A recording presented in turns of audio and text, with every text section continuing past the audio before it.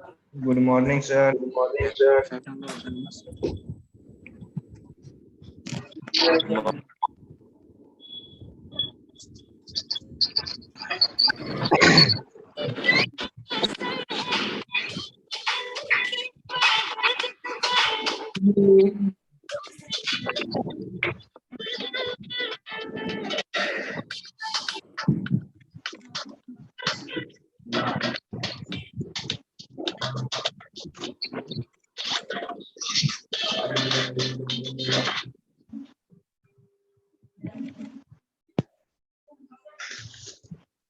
Good morning, sir.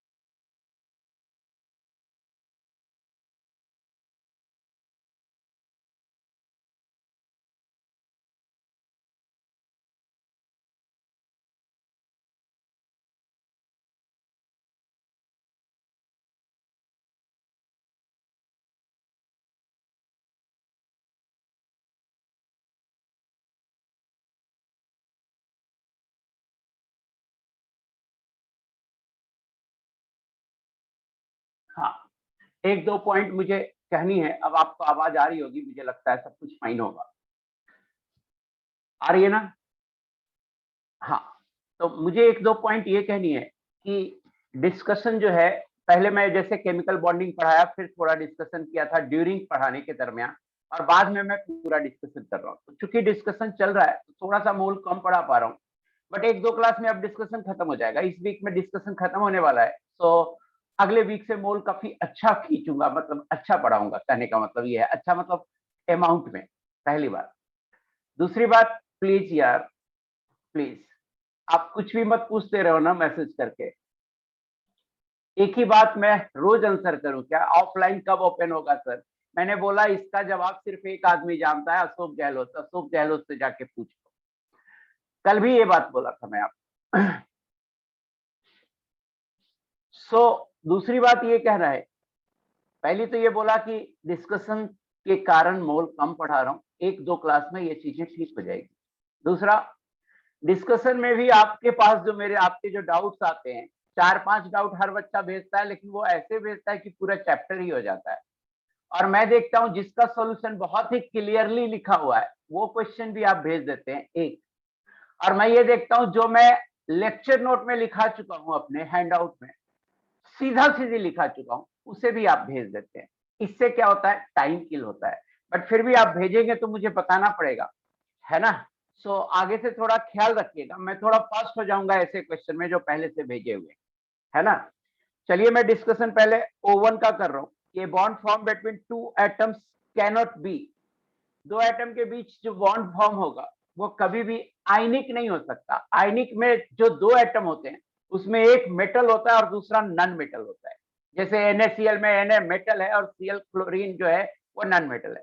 तो आयनिक कभी दो सेम एटम के बीच में बॉन्ड नहीं फॉर्म हो सकते हैं। तो इतना इतना केमिकल बॉन्डिंग पढ़ लिया और अगर इस सवाल का आंसर नहीं कर पाते हैं तो इसका मतलब है कि आप केमिकल बॉन्डिंग पढ़े ही नहीं। सारे हैंडआउट को फिर से रिवाइज कीजिए। विच of the following Lewis dot diagram is incorrect? Incorrect पूछा है, पहले तो ये अंडरलाइन कीजिए। सोडियम कभी कोवेलेंट बॉन्ड नहीं बनाता है, तो यही इनकरेक्ट है।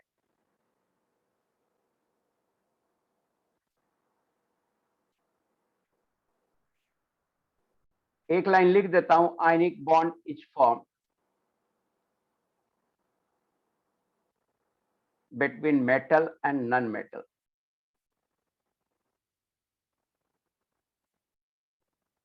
हालांकि लिखने की जरूरत नहीं है, ये सब बताया हुआ है कंडीशन फॉर आयनिक बॉन्ड। ये इनकरेक्ट है, sodium can't form covalent bond. अब इतना लिखना पड़ रहा है।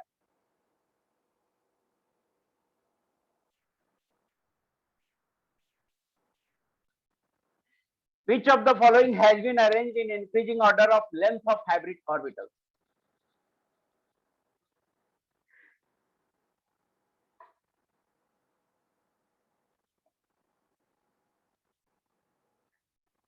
तो ये भी आपको पढ़ाया हुआ है। देखिए मैंने कहा था कि s कैरेक्टर बढ़ेगा तो ऑर्बिटल जो है छोटा और मोटा होता जाएगा।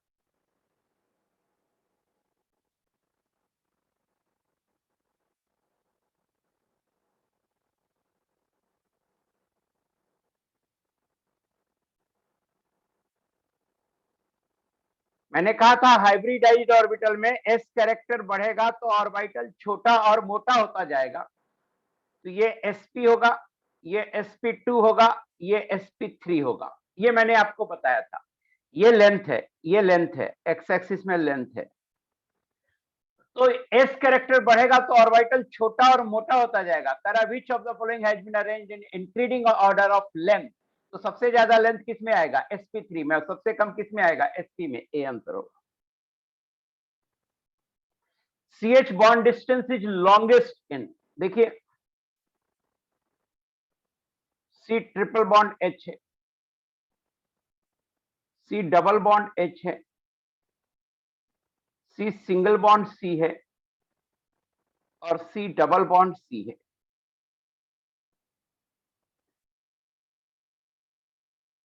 A multiple bond is always shorter than the corresponding single bond। तो ये सिंगल बॉन्ड है, लॉन्गेस्ट होगा ये।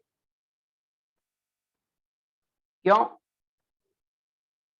सिंगल बॉन्ड लिखा है मैंने आपको। A multiple bond is always shorter than the corresponding single bond.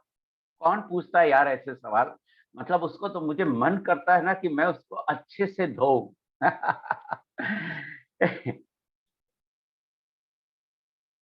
अच्छा, CH बॉन्ड डिस्टेंस है तो इसको फिर S कैरेक्टर से देखना होगा। CH बॉन्ड डिस्टेंस है, कोई बात नहीं, CC देख लिया। CH बॉन्ड डिस्टेंस है तो इसको S कैरेक्टर से देखना होगा। तो S कैरेक्टर से देख लें, इस पे sp है, इसमें जो हाइब्रिडाइजेशन है sp2 है, इसमें हाइब्रिडाइजेशन sp3 है और इसमें हाइब्रिडाइजेशन sp2 है। तो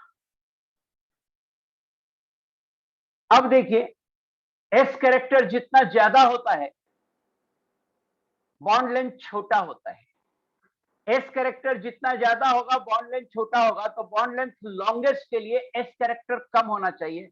S कैरेक्टर इसमें 50% है, S इसमें 33% है, इसमें 25% है और इसमें भी sp2 है तो 33% है। स्टिल आंसर यही होगा, है ना? स्टिल आंसर यही होगा। अब देखिए the bond angle and hybridization in ether, ये भी क्लास में बताया हुआ है, सब कुछ डाटा तक लिखा हुआ है, फिर भी आपने पूछा। देखिए ईथर का जो स्ट्रक्चर है वो ऐसा है, O CH3 CH3 lone pair lone pair. दो लोन पेयर है तो ऐसा लगता है, ऐसा फील होता है कि थीटा की वैल्यू, ऐसा फील होता है कि थीटा की वैल्यू 109 डिग्री 28 मिनट होती है। बट मैंने बोला था कि इसमें लोन पेयर का रिपल्सन के कारण बॉन्ड एंगल कम होना चाहिए, बट इसमें नहीं होता है। क्यों नहीं होता है? तो मैंने बताया था कि ये जो ग्रुप है, ये CH3 ग्रुप है, बल्की ग्रुप है, ये लार्ज है, ये बल्की ग्रुप है। और जब बल्की ग्रुप होता है तो अस्टेरिक रिपल्सन होता है। अस्टेरिक रिपल्सन होता है, ज्यादा क्लोज ये नहीं आ पाते हैं, जिसके कारण थीटा की value greater than 109 degree 28 minute हो जाता है। तो ये गलत हो जाएगा।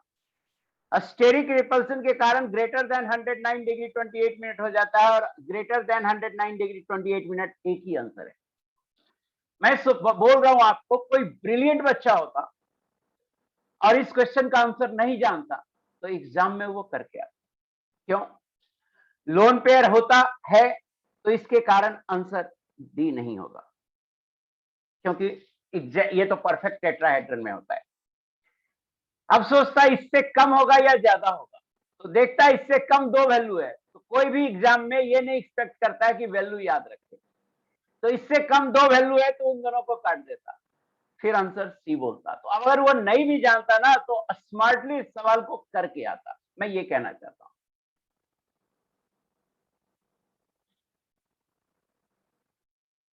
आइए एक क्वेश्चन देखते हैं, among the following the correct statement is। अब ये क्वेश्चन आया ना तो मुझे ये सारे क्वेश्चन याद आ गए कि NH3 is a stronger base than PH3, why? Formation of NH4 plus is much easier than phosphine, why? NH3 is more soluble in water than PH3, why?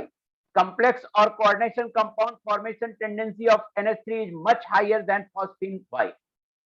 पहले तो क्वेश्चन समझा दे कि NH3 स्ट्रॉन्गर बेस है PH3 से, पूछ रहा है क्यों, ये समझ में आ गया होगा। कह रहा है NH3 से NH4 प्लस बनना आसान है, जबकि PH3 से PH4 प्लस बनना मुश्किल है, क्यों? कह रहा है NH3 पानी में ज्यादा सोलुबल है एज कंपेयर टू PH3। और फोर्थ क्वेश्चन है कि कॉम्प्लेक्स या कोऑर्डिनेशन कंपाउंड NH3 से ज्यादा बनता है। कॉम्प्लेक्स या कोऑर्डिनेशन कंपाउंड किसे कहते हैं? जैसे मान लो CrNH3 होल 6 3 प्लस, तो यह एक कॉम्प्लेक्स कंपाउंड है, बड़े ब्रैकेट में लिखे होते हैं, उसे कॉम्प्लेक्स या कोऑर्डिनेशन कंपाउंड बोलते हैं, जो कि आप 12th में पढ़ेंगे। तो इस तरह के कंपाउंड NH3 से ज्यादा बनते हैं और PH3 से कम क्यों? इन चारों क्वेश्चन और इस यहाँ पर जो स्टेटमेंट है, इन चारों का एक ही आंसर है, इन चारों का एक ही आंसर है। ये मुझे पढ़ाना चाहिए था, मैं भूल गया था इसको पढ़ाने के लिए, तो मैं अभी आंसर लिख दे रहा हूं इसका। इन चारों का एक ही आंसर है, NH3 में हाइब्रिडाइजेशन होता है sp3 और PH3 में हाइब्रिडाइजेशन नहीं होता है। हाइब्रिडाइज्ड ऑर्बिटल जो होते हैं ज्यादा डायरेक्शनल होते हैं, ये मैं बताया होगा आपको, और ज्यादा रिएक्टिव होते हैं hybrid orbitals.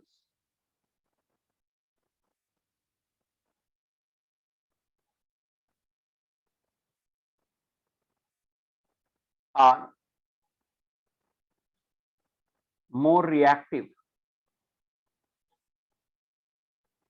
than atomic orbitals।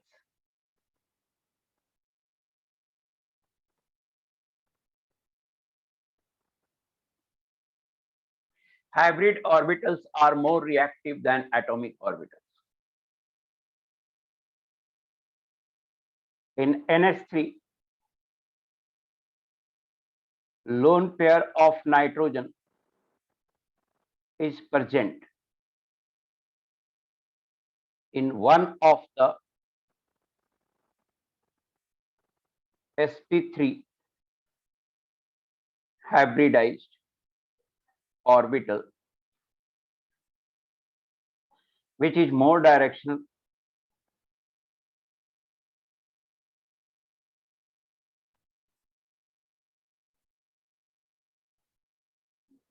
and more reactive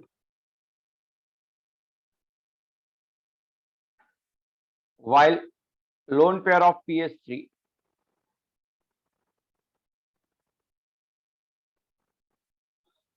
is present in almost s orbital atomic orbital, s atomic orbital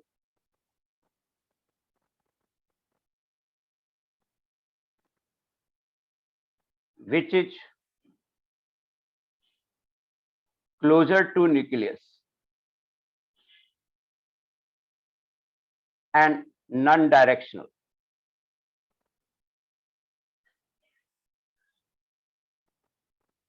in nature and less reactive।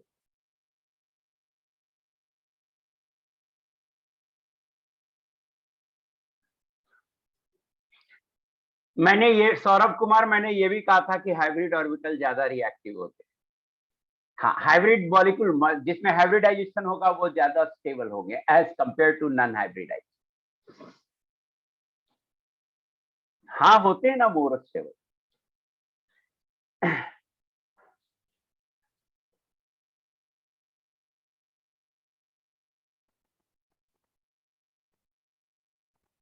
छोटा हो रहा है।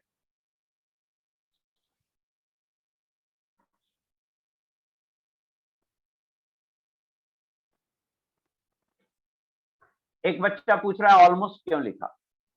मैंने कहा था ऑलमोस्ट इसलिए लिख रहा हूं, पहले भी मैंने कहा था आपको ऐसा कि बॉन्ड एंगल एग्जैक्टली 90 नहीं होता है, 90 के आसपास होता है। तो अगर मान लो 91 डिग्री है, 91 94 के आसपास तक हो जाता है, 90 से 94 के बीच। तो अगर 90 डिग्री है तो कहेंगे कि नो हाइब्रिडाइजेशन हुआ, और 91 92 डिग्री है तो हो सकता है 1% 2% हाइब्रिडाइजेशन हो जाता हो, इसलिए मैंने ऑलमोस्ट लिखा, और कोई बात नहीं।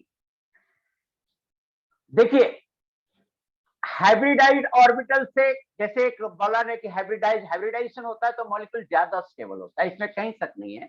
जैसे CH4 में आप हाइब्रिडाइजेशन नहीं करेंगे तो बॉन्ड एंगल जो होगा वो 90 डिग्री आएगा, और 90 डिग्री पे रिपल्सन बॉन्ड में ज्यादा होगा, और हाइब्रिडाइजेशन करेंगे तो बॉन्ड एंगल आएगा 109 डिग्री 28 मिनट। तो 109 डिग्री 28 मिनट पे रिपल्सन कम होगा, स्टेबिलिटी ज्यादा होगा, वहां उस सेंस में बोला था।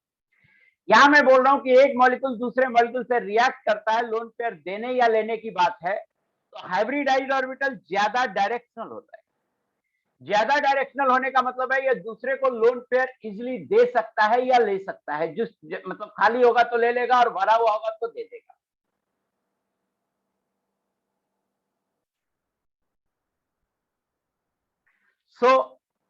अब थोड़ा इस बात पे थोड़ा आप लिखना कम करो तो मैं आपको ज्यादा अच्छे से एक्सप्लेन कर सकूं।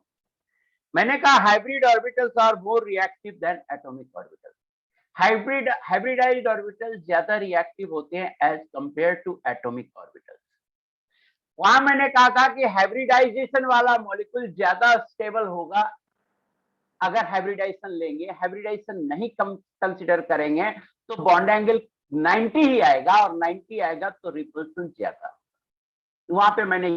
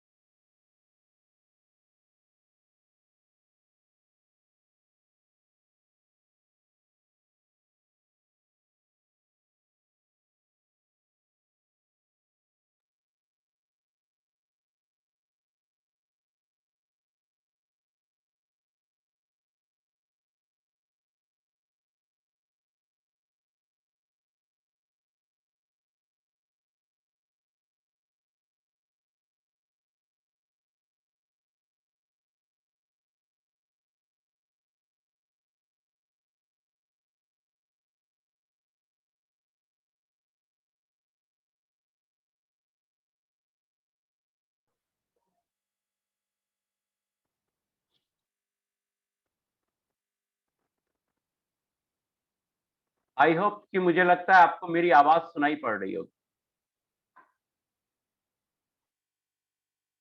और मेरा वीडियो भी दिख रहा होगा।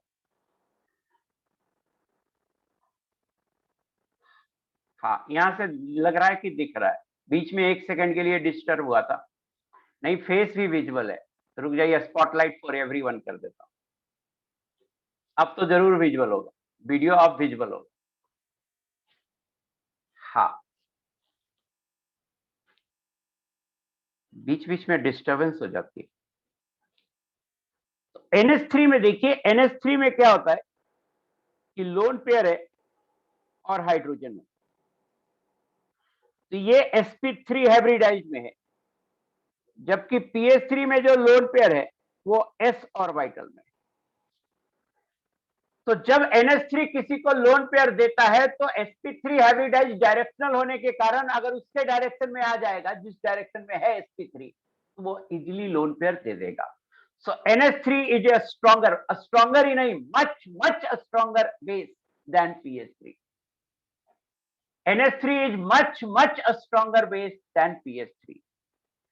दूसरा कह रहा है formation of NH4 plus is much easier than phosphonium ion. जैसे NH3 है और H प्लस है, PH3 है और H प्लस है, NH3 से NH4 प्लस बनेगा। कैसे बनेगा? NH3 अपना लोन पेयर हाइड्रोजन को देगा, तो इसमें इजिली देगा तो NH4 प्लस इजिली बनेगा। समझ में आ गया होगा। NH3 is more soluble in water than PH3। देखिए इसमें भी ऐसे देख सकते हैं कि एक तो NH3 में हाइड्रोजन बॉन्ड है, कैपेबल है लोन पेयर डायरेक्शनल होने के कारण लोन पेयर और हाइड्रोजन में हाइड्रोजन बॉन्ड बनेगा। वाटर में हाइड्रोजन बॉन्ड है, यहां भी लोन पेयर है PH3 में, बट P जो ज्यादा इलेक्ट्रोनेगेटिव है तो यहाँ पे हाइड्रोजन बॉन्ड बनेगा नहीं। तो NH3 में हाइड्रोजन बॉन्ड है और मैंने बताया था लाइक डिजॉल्व्स लाइक, जहां जहां हाइड्रोजन बॉन्ड होता है वो आपस में घुलते हैं, जैसे अल्कोहल एंड वाटर घुलते हैं, अल्कोहल में वाटर घुलते हैं। सो NH3 वाटर में ज्यादा डिजॉल्व होगा एज कंपेयर टू PH3। और कॉम्प्लेक्स कंपाउंड फॉर्मेशन, ये मैं क्वेश्चन लिख दिया हूं, कॉम्प्लेक्स कंपाउंड वो ज्यादा अच्छा बनाता है जो लोन पेयर ज्यादा इजीली डोनेट करता है। याद रखिए, जब कॉम्प्लेक्स कंपाउंड पढ़ाया जाएगा तो डिटेल पढ़ाया जाएगा। कॉम्प्लेक्स कंपाउंड वो ज्यादा अच्छा बनाता है जो लोन पेयर इजीली डोनेट करता है। तो NH3 lone pair easily donate करता है, तो NH3 कॉम्प्लेक्स कंपाउंड ज्यादा अच्छा बनाएगा। सो आई होप कि आपको मेरी ये बात समझ में आ गई होगी। सो इन चारों क्वेश्चन का आंसर एक ही है, इन चारों क्वेश्चन का आंसर एक ही। अब इस क्वेश्चन को देखते हैं कि करेक्ट स्टेटमेंट क्या है। तो between NH3 PH3 NH3 is better electron donor because lone pair of electron occupied asset no, lone pair होता है हाइब्रिडाइज में। PH3 is better electron, no गलत हो गया, इसमें ये लाइन गलत है, इसमें NH3 का लोन पेयर S में होता है, ये गलत है। NH3 and PH3, NH3 better electron donor, yes, because the lone pair of electron occupies sp3 orbital and is more direction, ये सही है। यहां देखिए, in which of the following molecules CC bond length will be highest, CC bond length highest होगा। कोई एक से start करते हैं, C F F F C F F F, इसमें S कैरेक्टर लो होगा, तो CC बॉन्ड लेंथ में S कैरेक्टर हाई होगा, तो S कैरेक्टर हाई होने के कारण ये CC बॉन्ड लेंथ शॉर्टेस्ट हो जाएगा। चूंकि सबसे ज्यादा फ्लोरीन एटम इसी में है तो ये CC बॉन्ड लेंथ शॉर्टेस्ट हो जाएगा। हाईएस्ट पूछ रहा है तो हाईएस्ट के लिए आपको क्या करना होगा कि फ्लोरीन एटम की संख्या जिसमें सबसे कम होगी, इसमें 6 है, इसमें 6 फ्लोरीन है, इसमें 4 फ्लोरीन है, इसमें 2 फ्लोरीन है, इसमें 3 फ्लोरीन है। आंसर सी होगा। आई होप कि आपको समझ में आ गया। देखिए इन BCl-BrI बोरॉन का क्लोराइड, ब्रोमाइड, आयोडाइड तीनों है। The maximum S percentage character provided from the central atom is in the bond. जो ज्यादा इलेक्ट्रोनेगेटिव होता है, जो ज्यादा इलेक्ट्रोनेगेटिव होता है उसमें S कैरेक्टर कम होता है। तो ये सबसे ज्यादा इलेक्ट्रोनेगेटिविटी का जो ऑर्डर है, क्लोरीन ज्यादा होगा ब्रोमीन से, ब्रोमीन ज्यादा होगा आयोडीन। तो क्लोरीन वाले में S कैरेक्टर सबसे कम होगा और आयोडीन वाले में S कैरेक्टर सबसे ज्यादा होगा। क्या पूछ रहा है? मैक्सिमम परसेंटेज S कैरेक्टर, तो BI बॉन्ड होगा, इसमें होगा, इसमें। करा which of the following order is correct for increasing P character in orbital used for bonding by central atom? इसमें कह रहा है कि सेंट्रल एटम में P कैरेक्टर ज्यादा यूज हुआ है बॉन्डिंग एटम के लिए, किसमें? तो देखिए जिन मॉलिक्यूल में नो हाइब्रिडाइजेशन मैंने बताया था उसमें बॉन्डिंग के लिए P ऑर्बिटल ही यूज होता है। तो इसमें तो सेम ही है, sp3 है, sp3 है, तो दोनों में सेम ही है। S कैरेक्टर मान लो 25% है। इसमें नो हाइब्रिडाइजेशन, किससे? ड्रैगो रूल से। नो हाइब्रिडाइजेशन जिसमें भी होगा उसमें जो परसेंटेज पी कैरेक्टर होगा वो लगभग 100% होगा। एग्जैक्टली 100% ना हो, 98% हो, 99% हो। और इसमें sp3 है, इसमें sp3 है, इसमें नो हाइब्रिडाइजेशन, तो पी कैरेक्टर 100% होगा। इसमें sp3 है, इसमें नो हाइब्रिडाइजेशन, पी लगभग 100% होगा। तो पी कैरेक्टर किसमें ज्यादा है?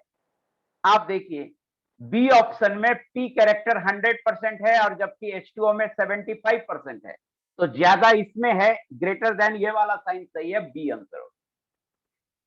यस मोहितकर, जैसे देखो ना बेटा, क्यों नहीं समझ में आ रहा पी कैरेक्टर 100% कैसा?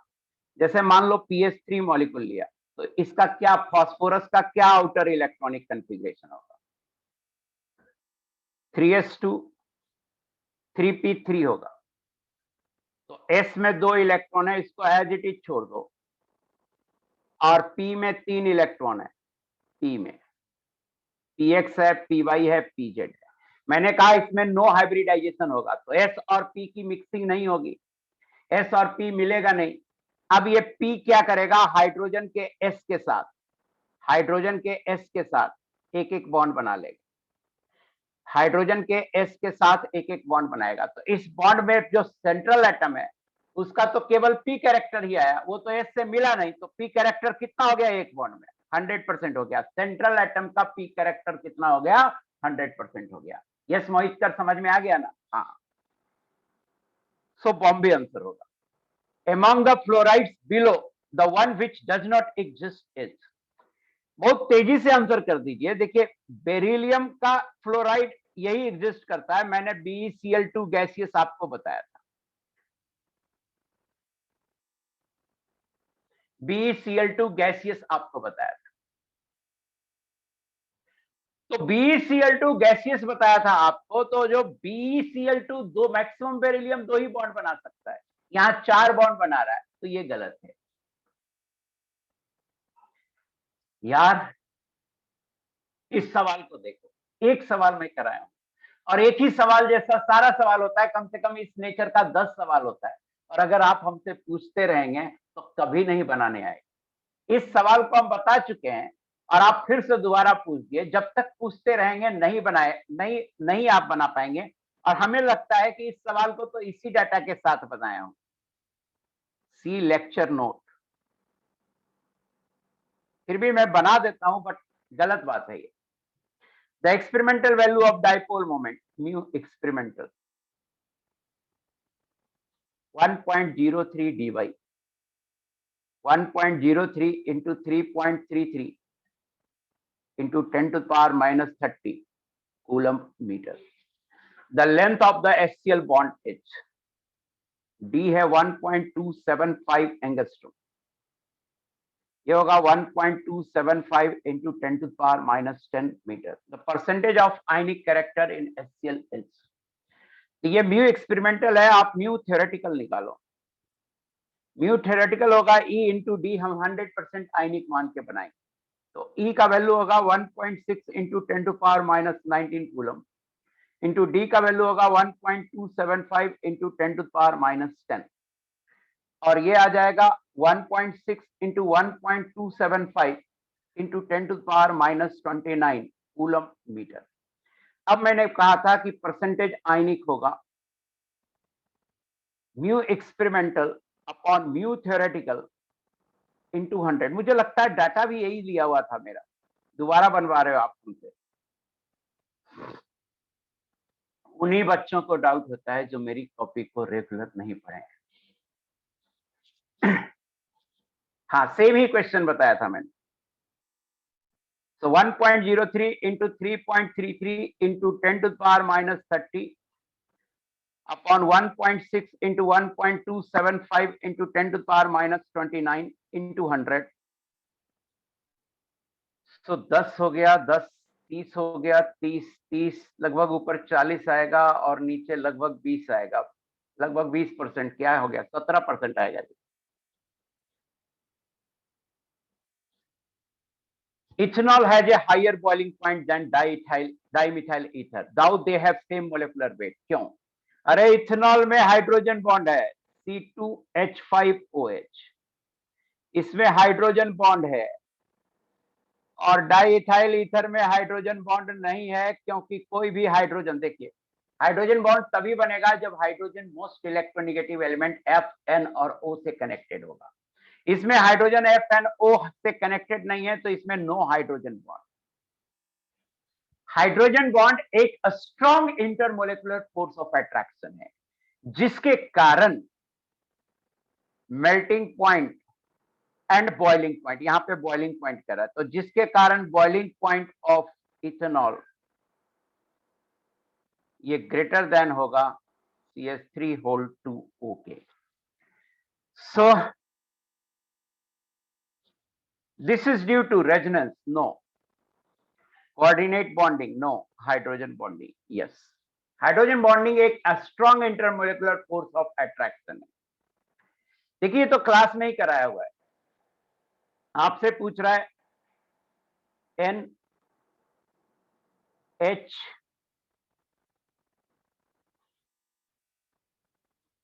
आपसे पूछ रहा है NHN OHO FHF। आप सबसे पहले देखो कि चार्ज हाइड्रोजन एटम पे किससे ज्यादा आएगा, तो ज्यादा इलेक्ट्रोनेगेटिव एटम से आएगा। ज्यादा इलेक्ट्रोनेगेटिव एटम से आएगा तो सबसे ज्यादा ये वाला स्ट्रांग होगा, ये वाला स्ट्रांग होगा, 1 नंबर, इसके बाद 2 नंबर, इसके बाद 3 नंबर। एक वाला ज्यादा होगा 2 से, 2 वाला ज्यादा होगा 3 से।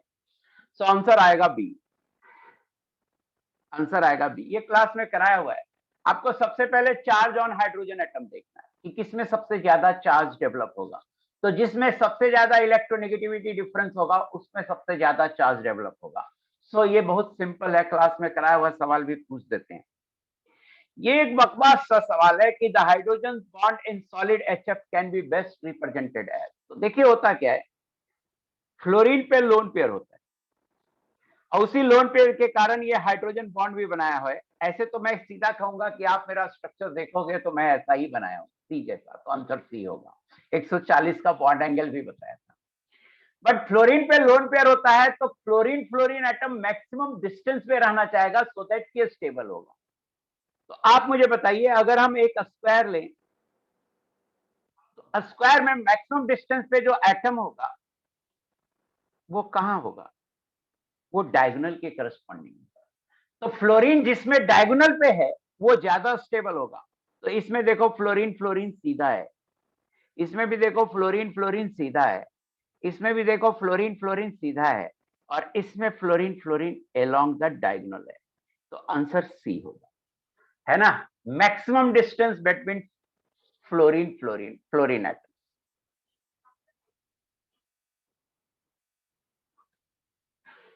Maximum distance between 2 fluorine atom, जिसमें है वही ज्यादा स्टेबल है। ये देखिए क्रिटिकल टेम्परेचर, ये एक अच्छा सवाल है, ये जिसने भी भेजा मुझे खुशी हुई भाई, क्योंकि ये पढ़ाया हुआ है नहीं कि क्रिटिकल टेम्परेचर है क्या। तो ऐसे तो van der Waals force, van der Waals equation of state gaseous में स्टेट में होता है, वहां क्रिटिकल टेम्परेचर डिफाइन करते हैं, टीसी होता है 8A/27 RB। But A B ये फॉर्मूला अभी नहीं बताऊंगा, मैं तो बताऊंगा क्रिटिकल टेम्परेचर को टीसी से डिनोट करते हैं, और टीसी डायरेक्टली प्रोपोर्शनल होता है intermolecular force of attraction. Force of attraction ज्यादा होगा, क्रिटिकल टेम्परेचर ज्यादा होगा। सवाल उठता है कि सर क्रिटिकल टेम्परेचर है क्या, तो क्रिटिकल टेम्परेचर है कि वो मिनिमम टेम्परेचर या वो टेम्परेचर जिसके ऊपर किसी गैस को लिक्विड नहीं बनाया जा सकता है, वह टेम्परेचर जिससे ऊपर किसी गैस को लिक्विड नहीं बनाया जा सकता। जिस टेम्परेचर के ऊपर किसी गैस को लिक्विड कोई भी काम करके नहीं बनाया जा सकता, उसको क्रिटिकल टेम्परेचर कहते हैं। जैसे वाटर का क्रिटिकल टेम्परेचर लगभग 735 केल्विन के आसपास होता है। मींस लगभग 750 केल्विन से ऊपर अगर वाटर रहेगा तो आप जान दे दीजिएगा वाटर लिक्विड नहीं बनेगा। चाहे आप इनफाइनाइट प्रेशर क्यों नहीं लगा दो, वाटर लिक्विड नहीं बनेगा। तो क्रिटिकल टेम्परेचर क्या होता है कि temperature above which A gas can never be liquefied. Temperature, सुनिएगा ध्यान से, temperature above which a gas can never be liquefied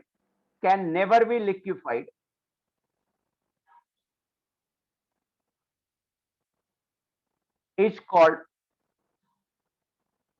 critical temperature. जिस टेम्परेचर से ऊपर एक गैस को लिक्विड नहीं बना सकते, चाहे आप जान दे दो लिक्विड नहीं बनेगा, उस टेम्परेचर को बोलते हैं क्रिटिकल टेम्परेचर। और क्रिटिकल टेम्परेचर डायरेक्टली प्रोपोर्शनल होता है इंटरमोलिकुलर फोर्स ऑफ अट्रैक्शन का। कह रहा है वाटर का हायर होगा ऑक्सीजन से, क्यों? तो आप मुझे बताइए, वाटर का हायर होगा PC of water greater than oxygen, क्यों? तो वाटर में हाइड्रोजन बॉन्ड है और ऑक्सीजन में, या वाटर पोलर है और ऑक्सीजन में लंदन फोर्सेस है। आप जानते हैं हाइड्रोजन बॉन्ड या पोलर होने के कारण वाटर में इंटरमोलिकुलर फोर्स ऑफ अट्रैक्शन ज्यादा है। तो एक आंसर होता है हाइड्रोजन बॉन्ड नहीं लिखा है, कोई बात नहीं। पोलर होने के कारण वाटर में डाइपोल डाइपोल इंटरेक्शन होगा, so dipole dipole interaction dipole moment के कारण होता है। और देखिए, डाइपोल डाइपोल इंटरेक्शन होगा वाटर में, और मैंने लिखाया भी है कि hydrogen bond is an extreme case of या an special case of dipole dipole interaction. So answer होगा डाइपोल मोमेंट। 40 बताना समझ में आया? 40 बताना समझ में आया बेटा? हाँ, वेरी गुड। अब देखिए बॉइलिंग पॉइंट का ऑर्डर यहां पूछ रहा है। तो हमने आपको क्लास में क्या बताया है कि हाइड्रोजन की जो बॉइलिंग पॉइंट होती है वो हीलियम से बहुत ज्यादा होती है। हाइड्रोजन का 20 केल्विन के आसपास, हीलियम का 4-5 केल्विन के आसपास। तो ये तो ट्रू होगा ही। अब हाइड्रोजन, ड्यूटेरियम और ट्राइटियम में क्या होगा? तो मोलर मास बढ़ेगा तो बॉइलिंग पॉइंट बढ़ेगा, तो ट्राइटियम का ज्यादा होगा हाइड्रोजन से और ड्यूटेरियम का ज्यादा होगा H2 से।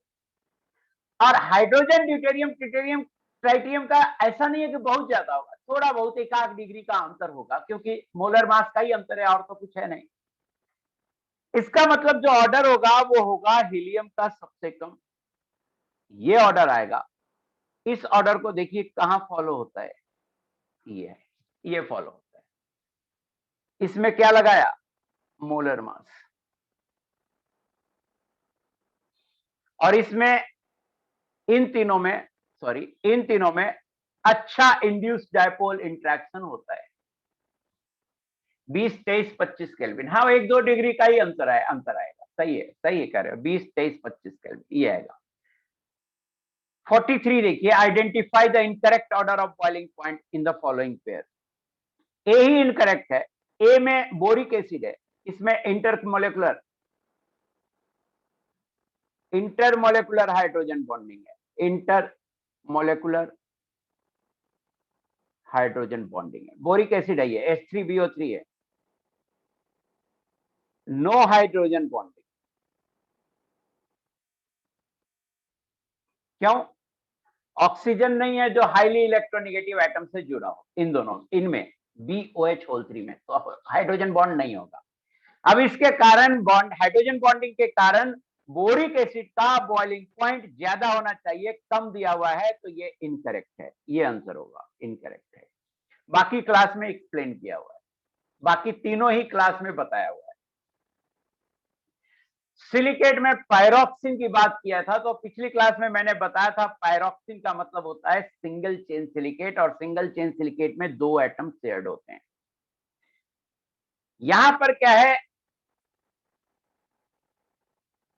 The mineral this is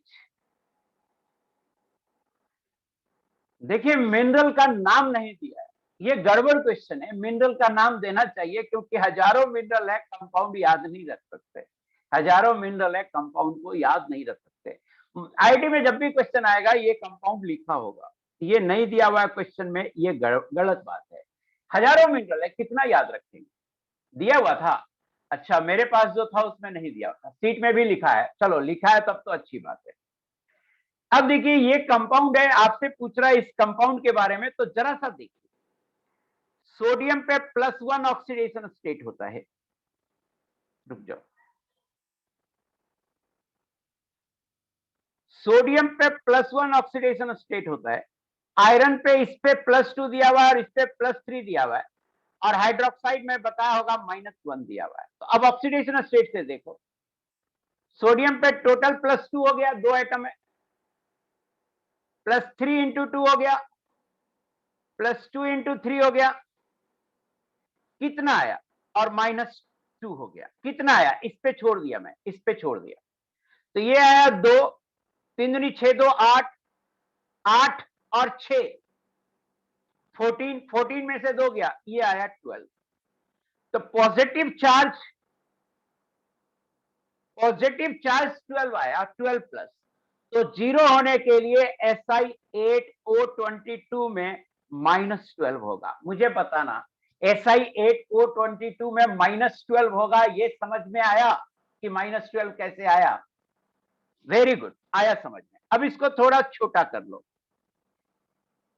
Si4O11 -6। अब आप ध्यान से देखो, ये फॉर्मूला आ गया किसका? डबल चेन सिलिकेट का। ये फॉर्मूला आ गया डबल चेन सिलिकेट का। आप याद कीजिए, देखिए मेरी सीट, डबल चेन में यही फॉर्मूला लिखा हुआ है। ये फॉर्मूला आ गया डबल चेन सिलिकेट का, और डबल चेन सिलिकेट को बोलते हैं एम्फीबोल्स। ये नहीं बताया था एम्फीबोल्स, तो आंसर होगा सी, एम्फीबोल्स चेन सिलिकेट, है ना। यहां देखिए 46,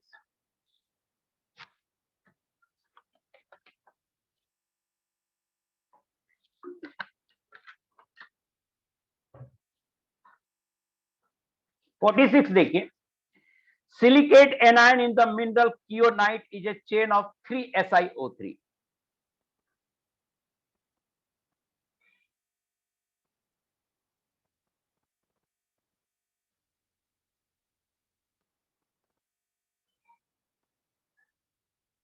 तीन SiO3 है।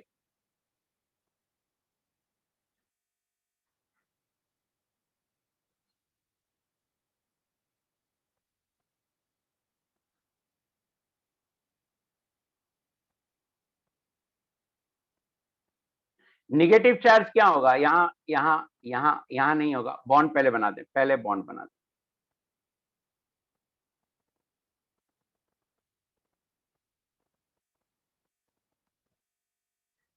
यहां होगा, यहां होगा, यहां होगा, यहां होगा, यहां होगा।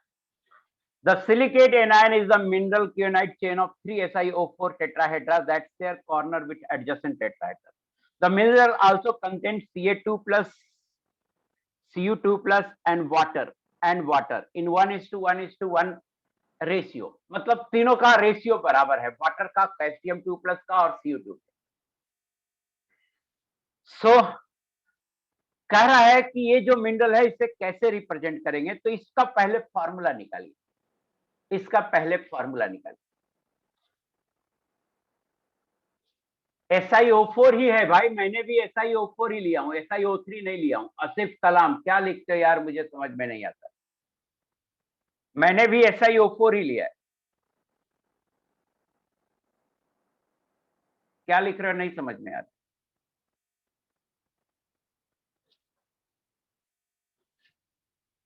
थ्री SiO, हाँ पता नहीं क्यों लिखने शुरू कर देते हो, हमें तो कुछ नहीं पता चलता। यहां देखिए ये स्ट्रक्चर है, इसका फॉर्मूला देखिए, सिलिकॉन का 3 एटम है तो Si3, ऑक्सीजन एटम काउंट कीजिए 4 5 6 7 8 9 10, O10 निगेटिव चार्ज काउंट कीजिए 3 2 5 3 8 -8, Si3O10 -8, निगेटिव चार्ज -8 है, और इस निगेटिव चार्ज को बैलेंस करने के लिए कैल्शियम 2+ है और Cu2+ है, और दोनों बराबर है। अब वाटर में चार्ज नहीं होता है, तो बैलेंस करने के लिए कैल्शियम 2+ है, Cu2+ है, तो दोनों का 2-2 एटम लेंगे तो बैलेंस हो जाएगा Ca2 Cu2, 4 4 8 हो गया, Si3O8। और चूंकि कैल्शियम 2 है, कॉपर 2 है, और उतना ही मॉलिक्यूल वाटर है, 1:1:1 रेशियो में है, तो वाटर भी 2 होगा, .2H2O, ये फार्मूला होगा। आई होप कि आपको समझ में आ गया होगा। मुझे बताना आया समझ में या नहीं आया।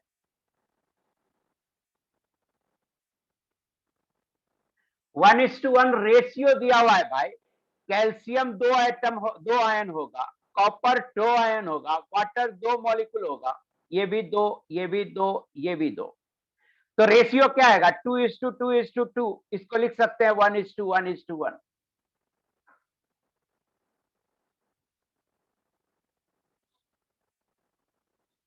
हाँ, O10 है, O10 है। यहां सही लिखा हूं, नीचे गड़बड़ कर दिया, O10 है। हाँ, 10 O ही लिखा हूं, ऊपर देखो ना, फॉर्मूला सही लिखा हुआ।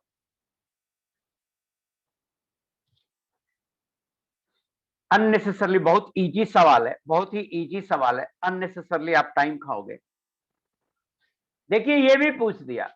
अगर आप देखेंगे तो पायरोसिलिकेट के फॉर्मूला में मैंने Si2O7 6- लिखा था। Si2O7 है। स्कैंडियम क्या होता है? स्कैंडियम होता है 21, तो ये होगा 4s2 3d1। इसका मतलब 3 इलेक्ट्रॉन निकल सकता है, तो स्कैंडियम पे ऑक्सीडेशन स्टेट 3+ होगा, तो ये Si2O7 6- ही है, तो पायरोसिलिकेट होगा। फॉर्मूला तो बताया हुआ है, फिर भी पूछ दिया आपने। ये भी क्लास में इथिलीन मॉलिक्यूल जहां पढ़ाया हूं वहीं पे पढ़ाया हूं। इस बात, इथिलीन मॉलिक्यूल जहां पे पढ़ाया हूं वहीं पे पढ़ाया हूं। The ethylene molecule lie in XY plane. पहले मैं इथिलीन का स्ट्रक्चर बना लूं। ये XY प्लेन में है, XY प्लेन में प्लेनर होता है एक्सप्लेन मॉलिक्यूल। इसका मतलब यहाँ हाइब्रिडाइजेशन है S+Px+Py, sp2 है ये। यहां भी sp2 है, इसका मतलब है हाइब्रिडाइजेशन है S+Px+Py। तो अब जो इसमें पाई बॉन्ड बनेगा वो किससे बनेगा? तो पीजेड से बनेगा। पाई बॉन्ड किससे बनेगा? पीजेड से बनेगा।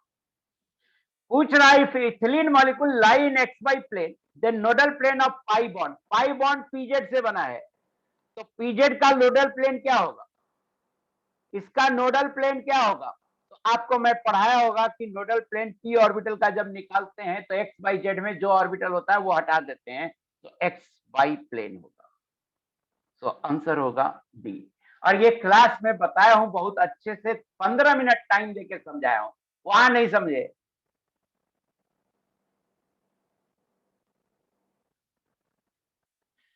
ऑप्शन सी कह रहा है in a plane that bisects CC axis. CC axis को बाइसेक्ट कर रहा है वो प्लेन। तो सीसी एक्सिस को बाइसेक्ट करने वाला जो प्लेन होगा, सीसी एक्सिस ये हुआ, सीसी एक्सिस ये हुआ, इसको बाइसेक्ट करने वाला जो प्लेन होगा वो लाइन, इसको बाइसेक्ट करने वाला जो लाइन होगा वो इसके परपेंडिकुलर, एक्स वाई के परपेंडिकुलर एक्स जेड में भी जा सकता है। वो किस में जा सकता है? एक्स जेड में जा सकता है, इसको बाइसेक्ट करने वाला। इसको बाइसेक्ट करने वाला ये जो लाइन आएगा वो किस में आएगा? तो अगर नीचे एक्स वाई प्लेन है तो ये इसका एक एक्सिस जेड आएगा कम से कम, तो वो एक्स जेड या बाई जेड आएगा। यस मोहित कर, एकदम सही कह रहे हो, वो एक्स जेड आएगा या बाई जेड आएगा। 2 क्यूब्स, हाँ ये नहीं बताया था मैं। आइस में क्या करते हैं, 2 आइस लेते हैं और उसको टच करा के रखते हैं थोड़ी देर तक, तो दोनों आइस सट जाता है। इसका रीजन क्या है? आइस में जो बॉन्ड है हाइड्रोजन बॉन्ड, जब 2 आइस को लेते हैं तो वो नया हाइड्रोजन बॉन्ड बना लेता है और उसके कारण सट जाता है, तो हाइड्रोजन बॉन्ड फॉर्मेशन। अब यहां आइए S1। करा in solid NaCl 1Na+ is surrounded by 6Cl-। करा है जो NaCl सॉलिड होता है उसमें एक Na+ के चारों तरफ 6Cl- होता है। करा find out total number of directional bond. तो NaCl में जो आयनिक बॉन्ड होते हैं, NaCl में कैसे बॉन्ड होते हैं? आयनिक। आयनिक बॉन्ड कैसा होता है? Non directional, non directional.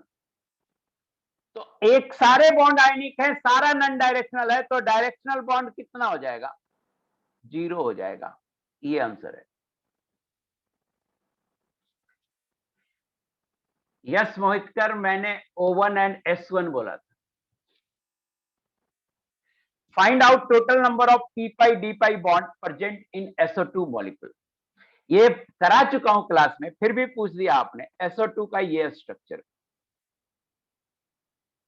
मैंने कहा आप पहले तो हाइब्रिडाइजेशन निकालो। तो सल्फर का हाइब्रिडाइजेशन sp2 है, तो सल्फर पे खाली कौन सा होगा? कोई भी ले लो, p का xy ले लो, s plus px plus py। इसका मतलब सल्फर के पास एक pz खाली है। ऑक्सीजन के पास तो p ही खाली होगा हमेशा, ऑक्सीजन के पास p खाली होगा। तो एक तरफ p पाई d पाई होगा, लेकिन 2 पाई बॉन्ड है, और एक तरफ d पाई p पाई होगा। सो एक बॉन्ड होगा p पाई p पाई और एक बॉन्ड होगा d पाई p पाई। p पाई d पाई पूछ रहा है, वो एक आएगा। नहीं समझ में आया यार? ये चौथी बार बता रहा हूं, पहले भी मैं आपको बता चुका हूं, डाउट क्लास में भी बताया हूं। पहले हाइब्रिडाइजेशन निकाल लीजिए, उसके बाद सल्फर के का जो पूछा है मैं उससे पूछ रहा हूं, आ रहा है समझ में ये वाला या नहीं आ रहा है? बहुत इजीएस्ट है, इसलिए बोल रहा हूं। सल्फर का हाइब्रिडाइजेशन sp2 निकाला, तो sp2 2p चला गया। सल्फर में 3 p ऑर्बिटल होता है, उसमें से एक p ऑर्बिटल जो है, एक p ऑर्बिटल सल्फर के पास बचा, तो वो p पाई एक ही बनाएगा ना। अब पाई बॉन्ड 2 है, तो दूसरा पाई बॉन्ड कैसे बनाएगा? d पाई p पाई से बनाएगा। यहां देखिए p पाई पूछ रहा है सल्फेट में, हाइब्रिडाइजेशन ही इसका sp3 है, हाइब्रिडाइजेशन इस सल्फर का है sp3। तो सल्फर के पास तो p खाली ही नहीं है, तो पाई बॉन्ड कैसे बनाएगा? तो ये जो पाई बॉन्ड है और ये जो पाई बॉन्ड है, दोनों पाई बॉन्ड सल्फर d पाई, ऑक्सीजन के पास तो d होता ही नहीं है, तो p पाई होगा, d पाई p पाई होगा। यहाँ p पाई पूछ रहा है, ये 0। आई होप कि आपको समझ में आ गया होगा। कह रहा है how many number of atomic orbitals are required so that their mixing produces hybrid orbitals each having percentage s character nearly equal to 17%। यार ये तो सारा कैलकुलेशन तक करा दिया हूं। sp में परसेंटेज s कितना होता है? 50%। sp2 में कितना होता है? 33%। sp3 में कितना होता है? 25%। sp3d में कितना होता है? 20%। sp3d2 में कितना होता है? तो ये आएगा 1/6 इंटू 100, 50/3, 16.67%। ये लगभग हो गया 17%। तो आंसर होगा sp3d2। कितना ऑर्बिटल है? एक s, 3p, 2d, 3 1 4 2 6, 6 ऑर्बिटल। ये तो पूरा ही करा दिया था, आपको क्वेश्चन ही नहीं समझ में आया होगा। पूरा ही करा दिया था ये, आपको क्वेश्चन नहीं समझ में आया होगा। सो फोर्थ क्लियर है। देखिए, find the total number of following molecules which have all bond length are same. एक और बात कहता हूं, कुछ बच्चों का थ्योरी क्लियर नहीं होता है और वो सवाल बनाने लगते हैं। नहीं बनेगा तो क्या कीजिए? आप क्लियर नहीं है थ्योरी, सवाल बना रहे हैं, अब क्या करें? आप तो पढ़ लिए एक बार, तो उस सवाल को ढूंढिए किस सेक्शन का है, और उस सेक्शन में जाइए, उसे क्लियर कीजिए, तब बनेगा। HCF4 4 bond pair, 2 lone pair. sp3d2 square planar.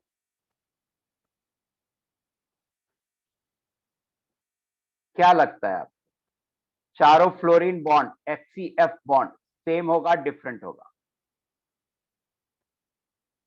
तो सबका रिपल्सन बराबर है, सबका रिपल्सन बराबर है।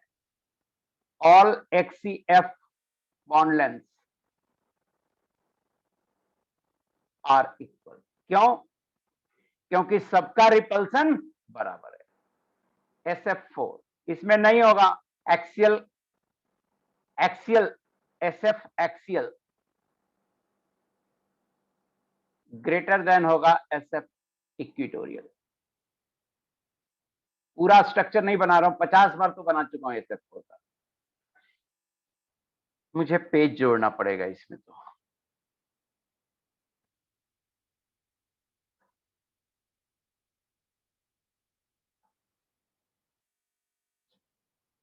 SF4 हो गया।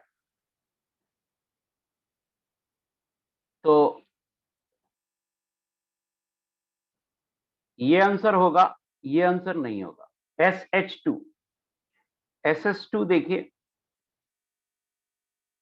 SH2 6 इलेक्ट्रॉन में 2 bond pair, 2 lone pair, SH SH 2 lone pair, all SH bonds are equal. क्यों? दोनों को सेम 2 लोन पेयर और 1 बॉन्ड पेयर रिपेल कर रहा है, सारा सब कुछ सेम है, सारे रिपल। तो ये होगा आंसर। NO3 माइनस है,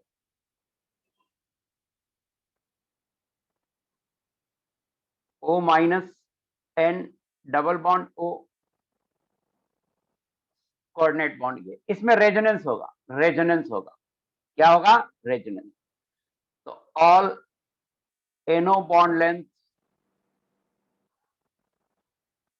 आर इक्वल। क्यों? क्योंकि रेजोनेंस होगा। आगे देखिए, सो ये भी होगा, NO3 माइनस भी होगा। SiF4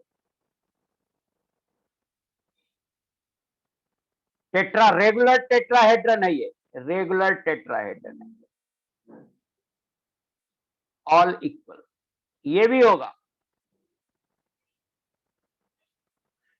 अब देखिए क्या है, ClF3 एक्सियल बड़ा हो जाएगा इक्विटोरियल से, और इसमें सारे बॉन्ड सेम नहीं होंगे क्योंकि एटम ही अलग अलग है। एटम्स आर डिफरेंट, इन दोनों में एटम्स डिफरेंट है, उसका साइज अलग होगा तो बॉन्ड लेंथ अलग अलग होगा। तो आंसर होगा 1 2 3 4, 4 आंसर होगा। कितना आंसर होगा? 4। समझ में आया भाई? जो पूछता है ना, सवाल उठता है, हमें लगता है ऐसे सवाल मोस्ट ऑफ द बच्चे ने कर लिया होगा, तो जो पूछता है वो थोड़ा ज्यादा अलर्ट रहे, उसको क्या डाउट है वो पूछ सकता है। हाँ,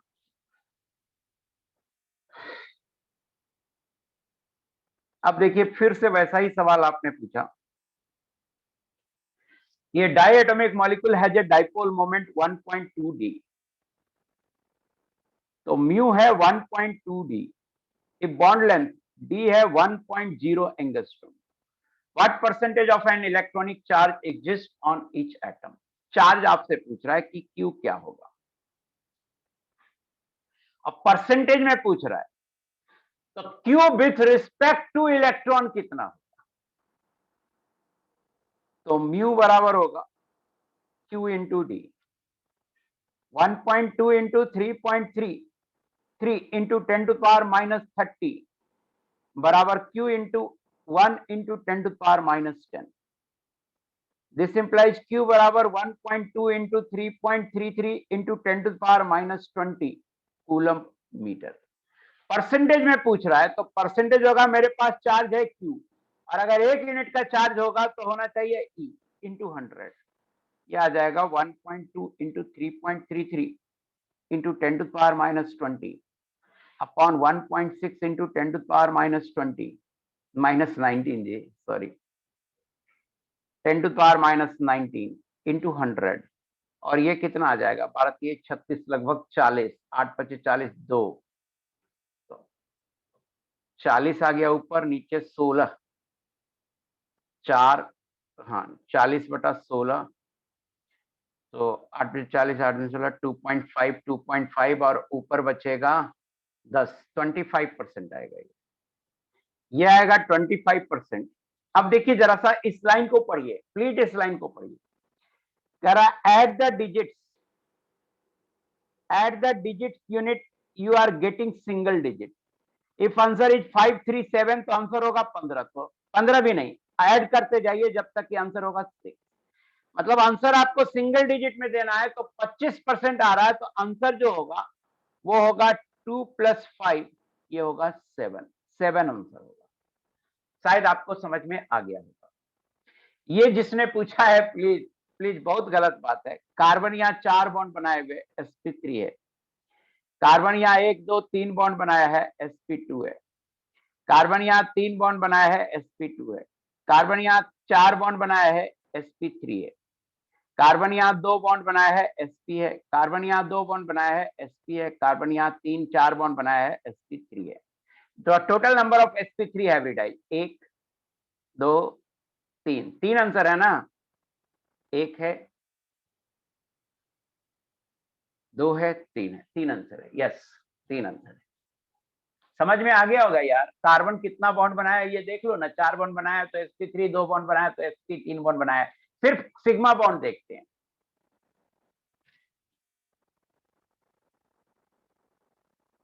find the number of planar molecule ion which are cyclic. Planar भी देखना है, साइक्लिक भी देखना है। तो ये इनऑर्गेनिक बेंजीन है, पढ़ा चुका हूं। इनऑर्गेनिक बेंजीन है, प्लानर भी होता है, साइक्लिक भी होता है।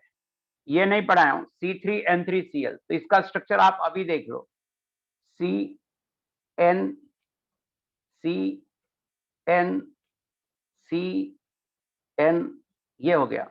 N का डबल बॉन्ड बना दो कार्बन के साथ, तो N का ऑक्टेट पूरा हो जाएगा।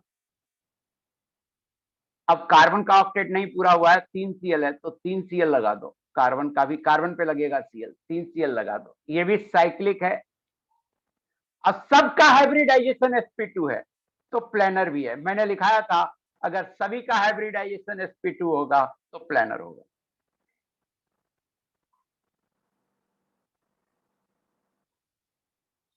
अब है BO2 माइनस, अब ये है BO2 माइनस होल 3, इसको भी बनाओ, साइक्लिक है ये। BO BO BOB, साइक्लिक है ये। 3 भी तो हो गया, लेकिन ऑक्सीजन 6 है। ऑक्सीजन का ऑक्टेट पूरा हो गया, तो 6 ऑक्सीजन के लिए 3 हो चुका है, 3 यहां लगा दो। बट जो ऑक्सीजन लगाए उस पर ऑक्टेट पूरा नहीं हुआ, बट 3 निगेटिव चार्ज भी है, तो अपन ऐसा करें यहां निगेटिव चार्ज लगा दें, तो इस ऑक्सीजन का भी ऑक्टेट पूरा हो गया। सबका हाइब्रिडाइजेशन sp2 है, तो ये साइक्लिक भी है, प्लानर भी है। और आपको पता है ये पढ़ाया हुआ है H2S2O8, ये एसिड पढ़ाया हुआ है, डाइसल्फ्यूरिक एसिड का, पेरोक्सी डाइसल्फ्यूरिक एसिड का एनायन है, पेरोक्सी डाइसल्फ्यूरेट आयन, ये है ये। तो अब देखिए तीनों फर्स्ट 3 जो है वो साइक्लिक भी है और प्लानर भी है, तो आंसर कितना होगा? ये नहीं है, ये नॉन साइक्लिक है, नॉन साइक्लिक, तो आंसर होगा 3। आंसर कितना होगा? 3। हाँ, मार्शल एसिड, सही बोल रहे।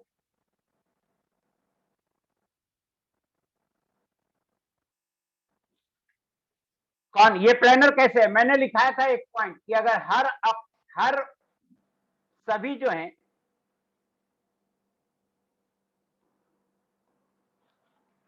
सारे boron atom sp2 hybridize, sp2 hybridize, sp2 hybridize. Oxygen में 2 ही बॉन्ड ही है, तीसरा तो कोई बॉन्ड ही नहीं है, तो 2 बॉन्ड है तो वो दोनों एक प्लेन में आ ही सकते हैं। सो sp2 हाइब्रिडाइज हैं सारे, तो ये प्लानर है। सेकेंड वन वंस अगेन, क्या मतलब हुआ सेकेंड वन में? क्या वंस अगेन? क्या C3N3Cl, क्या वंस अगेन? ये स्ट्रक्चर बना दिया, तो अब क्या बताऊं वंस अगेन? साइक्लिक बना दिया। नाइट्रोजन का ऑक्टेट पूरा करने के लिए डबल बॉन्ड बना दिया। कार्बन का ऑक्टेट पूरा नहीं हो रहा था, तो कार्बन पर एक एक क्लोरीन दे दिया। फिर से देखो अगर बोल रहे हो,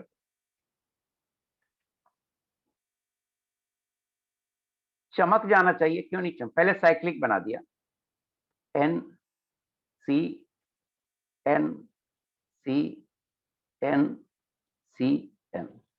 नाइट्रोजन का ऑक्टेट पूरा करने के लिए नाइट्रोजन का कार्बन के साथ डबल बॉन्ड बना दिया, नाइट्रोजन का ऑक्टेट पूरा हो गया। लेकिन कार्बन का ऑक्टेट पूरा नहीं हुआ, अभी 3 ही बॉन्ड बनाया है, तो इसको एक क्लोरीन दे दिया कार्बन को। अब क्लोरीन, कार्बन का भी ऑक्टेट पूरा हो गया, सबका, कार्बन का और नाइट्रोजन का sp2 हाइब्रिडाइजेशन है। यहाँ भी sp2 है, यहाँ भी sp2 है, सभी sp2 होगा, प्लानर होगा। साइक्लिक तो दिख ही रहा है। आइए इसमें देखिए, find the number of molecules having dipole moment less than the dipole moment. तो मान लेते हैं कि ये जो डाइपोल मोमेंट है ये म्यू है, ये डाइपोल मोमेंट हमने म्यू बोला, इसमें म्यू 0 होगा, इसमें नहीं 0 होगा, इसमें भी म्यू 0 होगा और इसमें भी म्यू 0 होगा। इन तीनों में पहले कोई डाउट है तो पूछ लो, बाकी बीच वाले का निकालेंगे। इसमें 0 होगा, इसमें 0 होगा, इसमें 0 होगा, इसमें कोई डाउट है क्या? सेकेंड वन तो मैंने बनाया ही नहीं।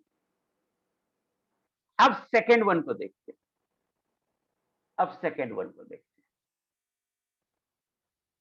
सेकेंड वन का स्ट्रक्चर है ऐसा, Cl Cl Cl, ये स्ट्रक्चर है,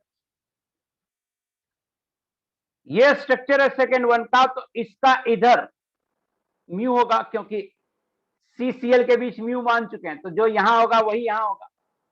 इसका इधर म्यू होगा और इसका इधर म्यू होगा। अब इन तीनों का रिजल्टेंट निकालते हैं। ऐसा करते हैं,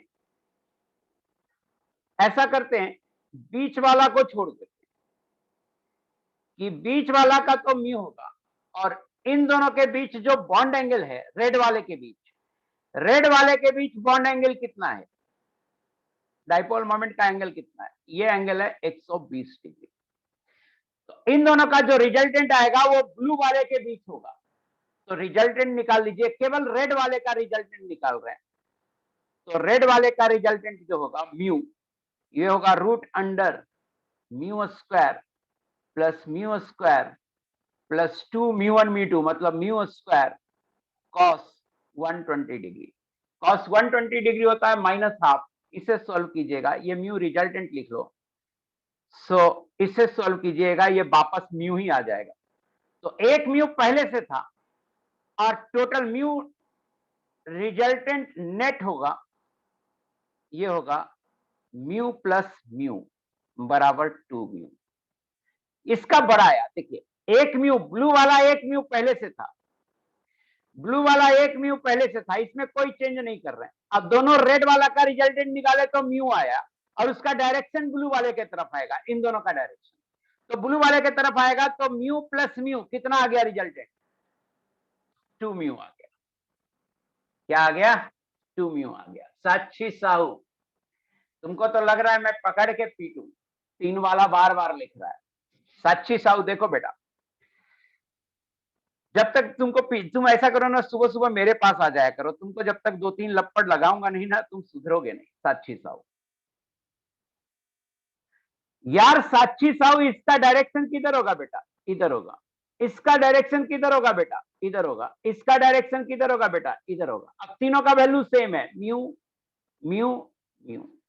3 डायरेक्शन इक्वल एंगल पे हैं, म्यू इधर है, म्यू इधर है और म्यू इधर है।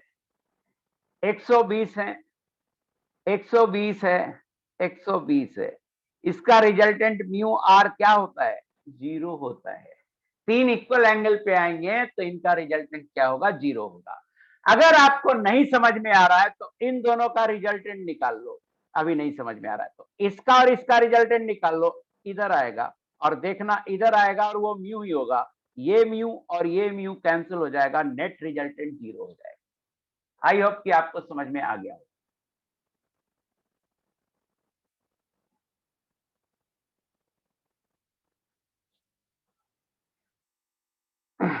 सो आई होप। कुछ लिखा है अर्चित अरोड़ा, आप मुझे व्हाट्सएप करके पूछ लेना क्या आप लिख रहे हो।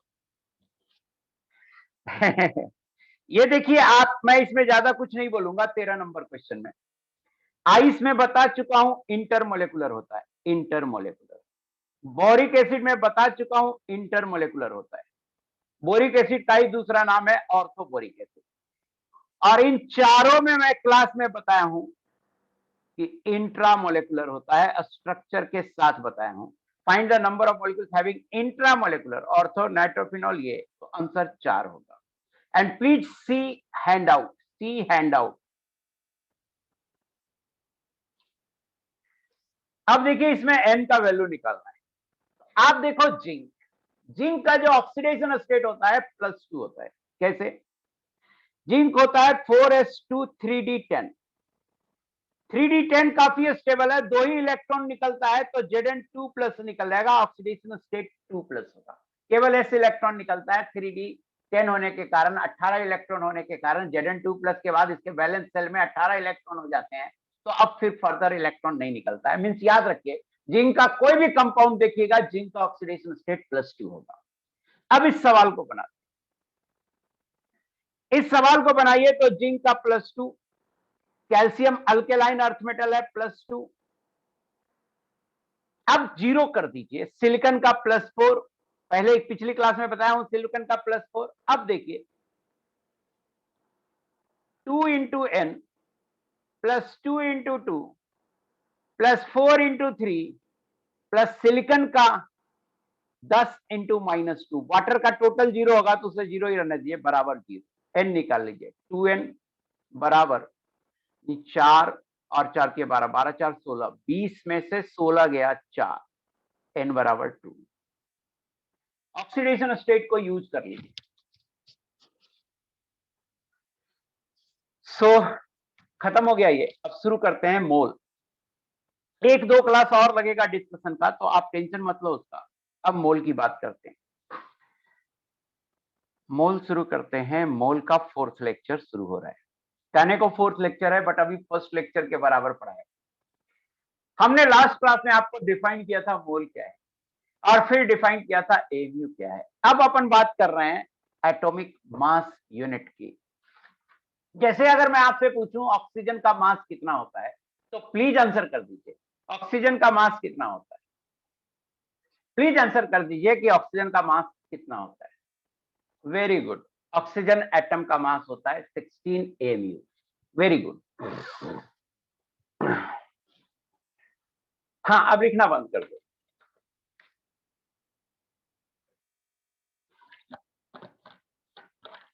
अगर मैं बोलता हूं कि ऑक्सीजन, अब सुनो प्लीज ध्यान से, अगर मैं बोलता हूं कि ऑक्सीजन का मास कितना होता है, तो एक बच्चा बोलता है 16, एक बच्चा बोलता है 16 AMU, एक बच्चा बोलता है 16 ग्राम, एक बच्चा बोलता है 32, एक बच्चा बोलता है 32 AMU, और एक बच्चा बोलता है 32 ग्राम। 6 आंसर आते हैं,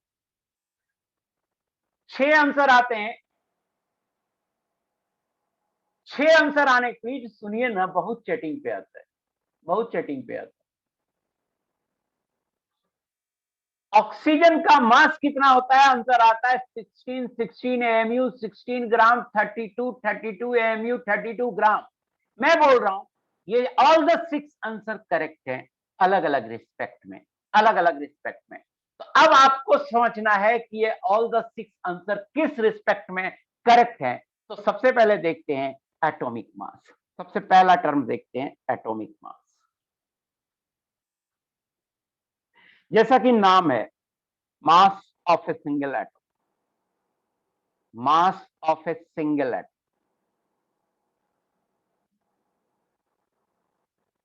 example, atomic mass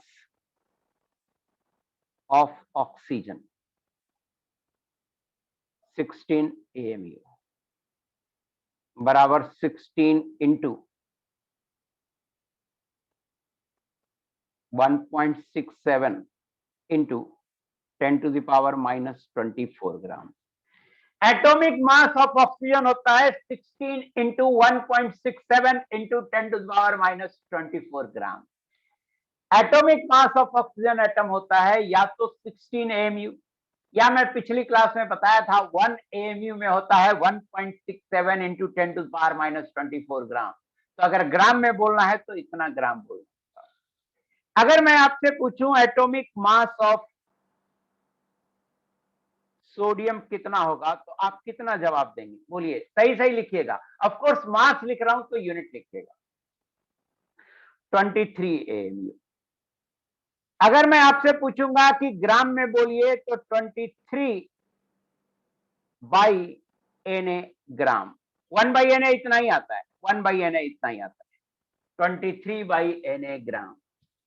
I hope, मुझे बताओ इसमें किसी को डाउट आ रहा है क्या, ये समझने में डाउट आ रहा है क्या?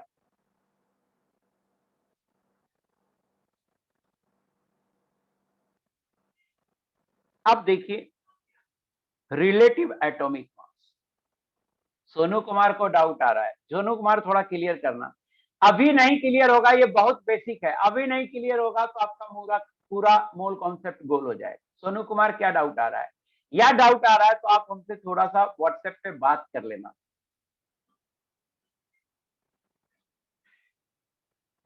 आसिफ कलाम का डाउट है कि फर्स्ट में मल्टीप्लाई किया, सेकंड में डिवाइड कैसे किया। दोनों में सेम ही है बेटा। 1/na बराबर होता है 1.67 इंटू 10⁻⁻24।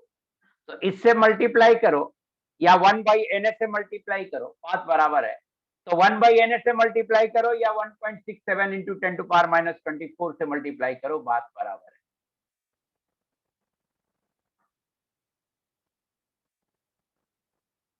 एक और बच्चा बोल रहा है सर एएमयू का वैल्यू कैसे आया। पिछली क्लास का आप पढ़ के नहीं आए हैं, पिछली क्लास में मैंने एएमयू का वैल्यू डेराइव कर लिया था। अनुभव बाघेल, यार क्लास सारे अटेंड किया करो, नहीं सीख पाओगे कुछ नहीं मोल कॉन्सेप्ट में।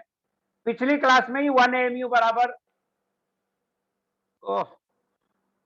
1 एएमयू बराबर 1/na gram is equal to 1.67 into 10⁻⁻24 gram. ये पिछली क्लास में हमने डेराइव किया था बेटा। प्लीज क्लास में पढ़ के आया कीजिए। अनुज्ञा क्यों पूछ रहे हो बार बार चैट ऑन होस्ट और को host.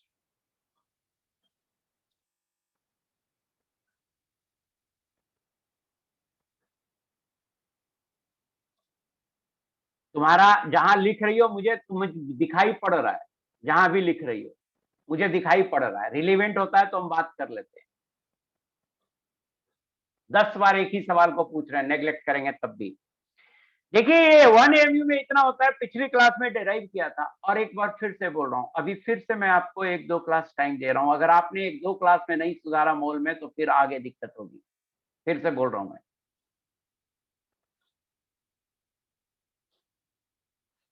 Sonu Kumar Avogadro number से डिवाइड होगा, तो मैंने क्या मल्टीप्लाई किया है? क्या क्या पूछते हो यार।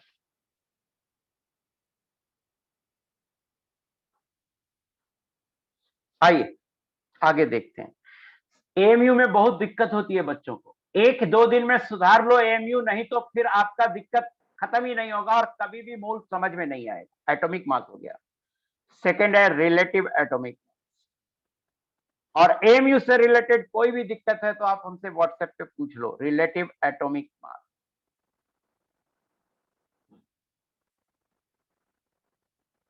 सेकेंड है relative atomic mass. Relative atomic mass होता है बेटा,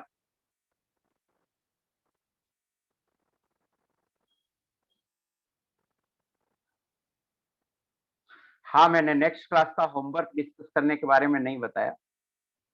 नेक्स्ट क्लास में मैं डिस्कस करूंगा O2, आप भेज देना। नेक्स्ट क्लास में डिस्कस करूंगा O2।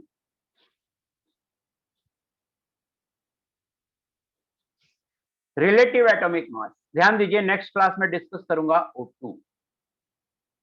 नेक्स्ट क्लास में डिस्कस करूंगा O2 के डाउट आप बोल देना। यही होमवर्क है, यही होमवर्क है, यही डाउट भेजना है आपको।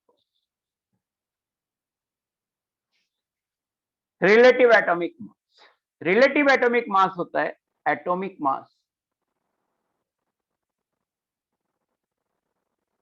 इन AMU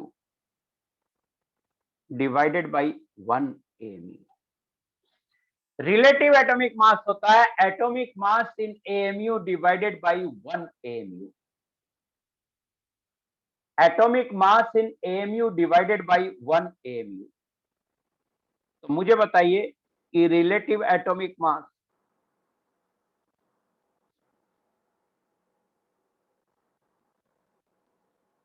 ऑफ ऑक्सीजन कितना होगा? 16। Relative atomic mass of sodium कितना होगा? 23। नोट यहां मैं लिख रहा हूं कि if atomic mass is given but unit is not written,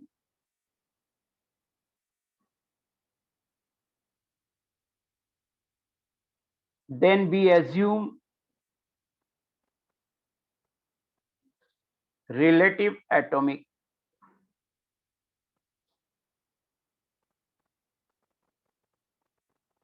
mass. कभी कभी क्या होता है कि एटॉमिक मास लिखता है, यूनिट लिखता ही नहीं। तो यूनिट नहीं लिखता है तो आपको अपने मन से समझना होगा कि ये रिलेटिव एटॉमिक मास है। जहां रिलेटिव एटॉमिक मास का डिफिनेशन है, आपको एटॉमिक मास एमयू में लेना है और उसे 1 एमयू से डिवाइड करना है। ऑफ कोर्स ये यूनिट लेस होगा। ये क्या होगा? Unit less. थर्ड है ग्राम atomic mass.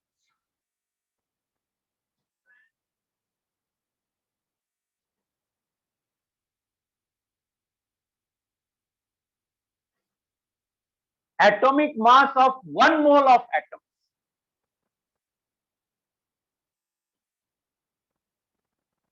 Atomic mass of, atomic mass मत लिखो, mass लिखो। Mass of 1 mole of atom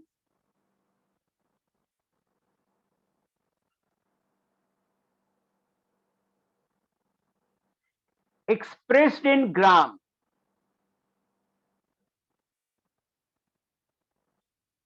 is called gram atomic mass.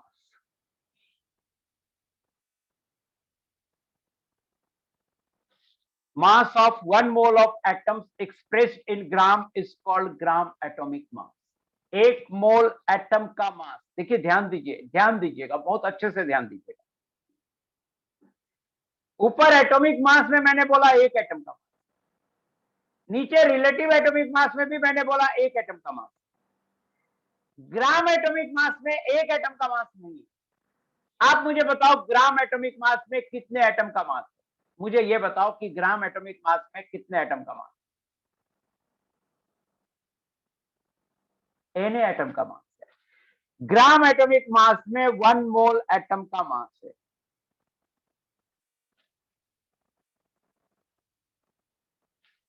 एक बच्चा लिखा कि सर तब तो एटॉमिक मास और रिलेटिव एटॉमिक मास सेम ही हुआ। नहीं हुआ ना सेम। एटॉमिक मास में यूनिट होगा, रिलेटिव एटॉमिक मास में यूनिट नहीं होगा। एक और डिफरेंस है, रिलेटिव एटॉमिक मास ऑक्सीजन का जब भी होगा 16 ही होगा, लेकिन एटॉमिक मास ऑक्सीजन का देखिए कितना है, 16 नहीं है, इतना ग्राम है। जो यूनिट लीजिएगा उस पर वैल्यू बदल जाएगा। तो सेम कैसे हो गया? रिलेटिव एटॉमिक मास ऑक्सीजन का हमेशा 16 ही होगा, बट एटॉमिक मास 16/Na ग्राम है या 16 एमयू है। आप उसे किलोग्राम में बदलोगे तो 16/Na डिवाइडेड बाई 1000 ग्राम होगा। तो सेम कैसे हुआ? वैल्यूज तो अलग अलग आ रही हैं एटॉमिक मास में। सो ग्राम एटॉमिक मास है mass of 1 mole of atoms expressed in gram. तो जरा सा 1 मोल एटम का मास निकालते हैं। देयरफॉर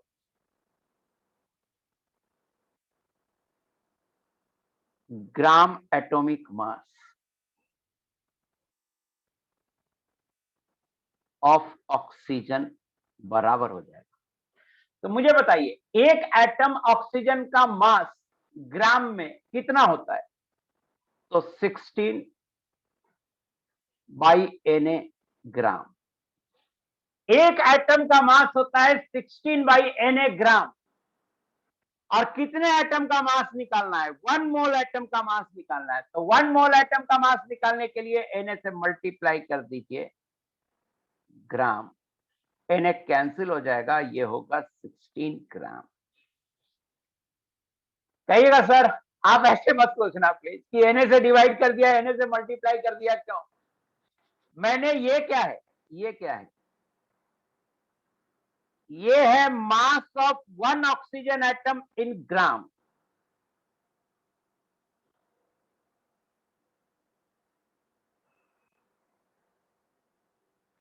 अब इसको Na से क्यों मल्टीप्लाई किया? क्योंकि 1 एटम का मास नहीं निकालना है, 1 मोल ऑफ एटम्स का मास निकालना है। कितने का मास निकालना है? 1 मोल ऑफ एटम्स का मास निकालना है। तो Na से मल्टीप्लाई कर दिया। So gram atomic mass.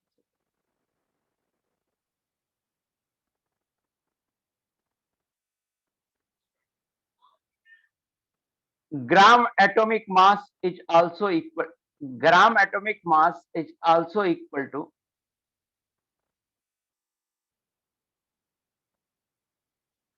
molar mass of atoms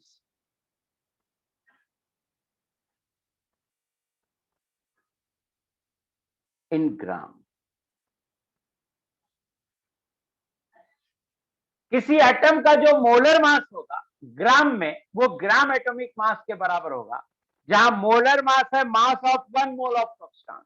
तो मोलर मास भी 1 मोल का मास बताता है, अब ग्राम एटॉमिक मास भी 1 मोल का मास बताता है। तो इसीलिए मैं बोल रहा हूं कि ये वैल्यू जो आएगी वो मोलर मास के बराबर आएगी। सो ग्राम एटॉमिक मास हो गया। अब देखिए मोलेकुलर मास।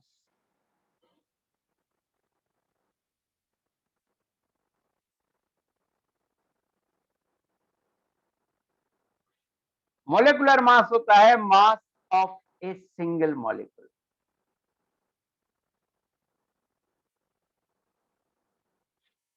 जैसे देखिए example, molecular mass of O2, oxygen molecule. Molecular mass of oxygen कितना होगा? तो आप 32 AMU लिखिएगा या लिखिएगा 32/Na gram. Molecular mass of oxygen हो गया 32/Na ग्राम या 32 AMU।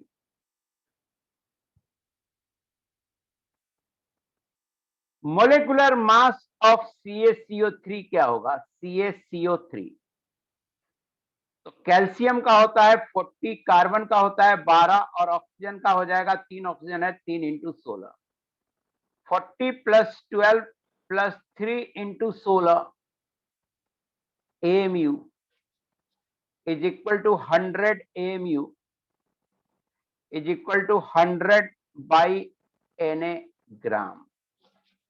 सो मोलेकुलर मास जस्ट एक मॉलिक्यूल का मास है। अगर एमयू में लेंगे तब तो वही हो जाएगा, ग्राम में लेंगे तो एवोगाड्रो नंबर से डिवाइड करना। Relative molecular,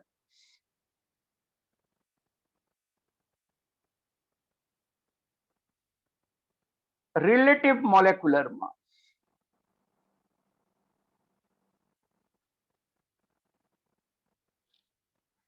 it is defined as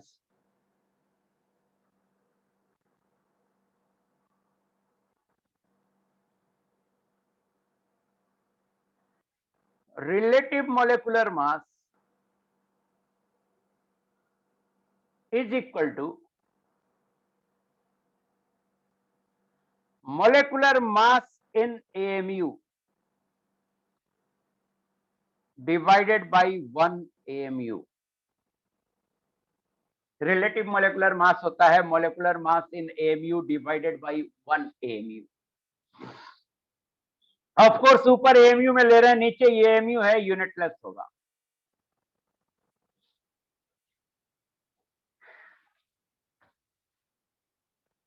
If molecular mass is given but unit is not written, कहीं कहीं लिख देता है ना कि मोलेकुलर मास इतना है और यूनिट नहीं लिखता है, तो समझ लीजिए वो मोलेकुलर मास नहीं लिखा है, वो रिलेटिव मोलेकुलर मास लिखा है। If molecular mass is given and unit is not written,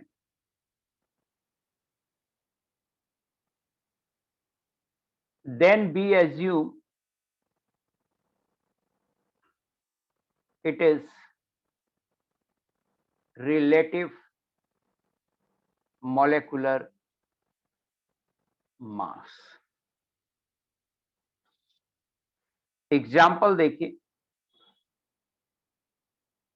relative molecular मास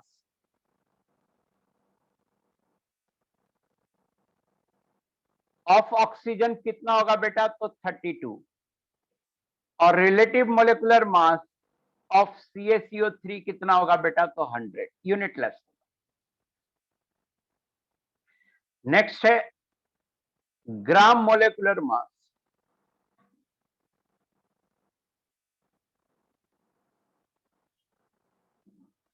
या इसी को बोल सकते हो आप मोलर मास।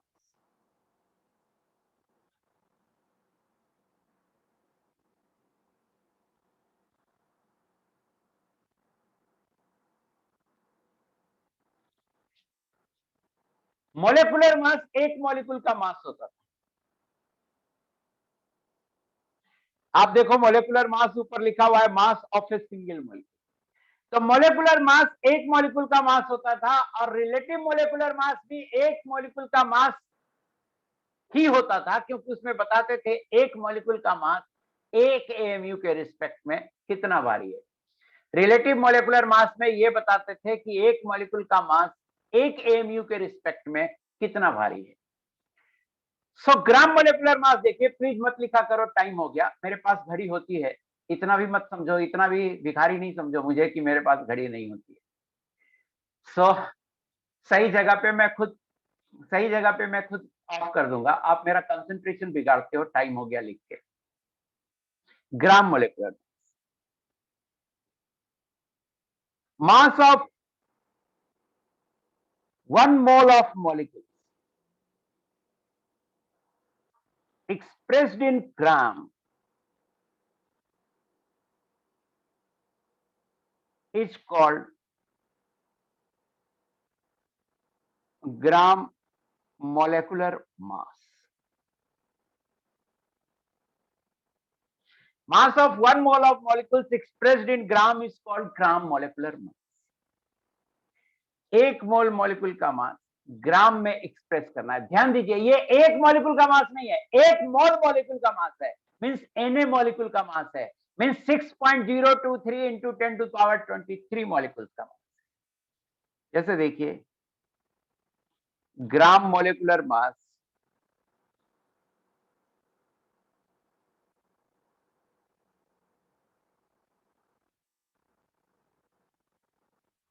ऑफ O2, तो O2 के एक मॉलिक्यूल का मास हो गया 32/Na ग्राम, और एक मोल मॉलिक्यूल का होगा इंटू Na ग्राम, ये आएगा 32 ग्राम।